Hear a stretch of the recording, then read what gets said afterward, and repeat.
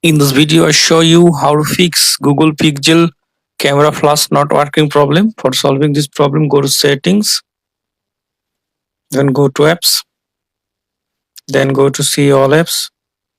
Now tap on three dot, tap on reset app preference, tap on reset apps, scroll down, find out camera app, tap on force stop, tap on OK, tap on storage and cache, clear storage, then delete. Now restart your phone.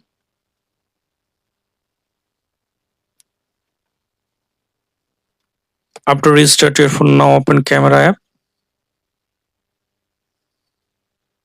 Allow permission. Done.